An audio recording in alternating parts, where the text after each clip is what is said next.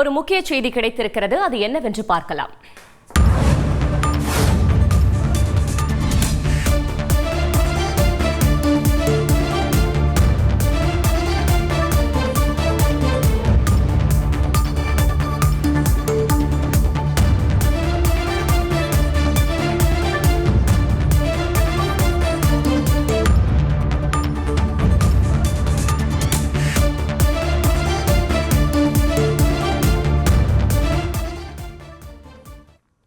கொடநாடு வழக்கு தொடர்பாக ஜெயலலிதாவின் வளர்ப்பு மகன் சிபிசிஐடி அலுவலகத்தில் நேரில் ஆஜராகியிருக்கிறார். இது பற்றின மேலும் விவரங்களை செய்தியாளர் கார்த்திக் வழங்கிட கேட்கலாம். கார்த்திக், வணக்கம். இது தொடர்பான கூடுதல் தகவல்கள்.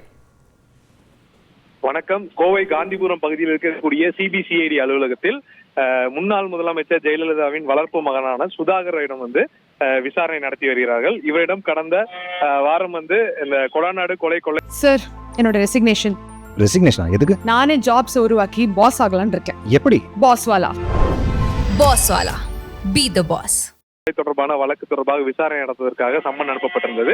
இந்த நிலையில் வழக்கறிஞர்களுடன் தற்போது விசாரணைக்கு ஆஜராகியுள்ளார். இவரிடம் கொடநாடுடைய பங்களாவுடைய பங்குதாரராக இவர் இருந்தது காரணத்தினால் அதன் அடிப்படையில் இவரிடம் விசாரணை நடத்துவதற்கான இந்த சம்மன் அனுப்பப்பட்டிருப்பதாக அதிகாரிகள் தரப்புல தகவல் கொடுத்திருக்காங்க. தொடர்ந்து இந்த விசாரணை ஒரு 2 மணி நேர அளவு செல்லும் என எதிர்பார்க்கப்படுகிறது.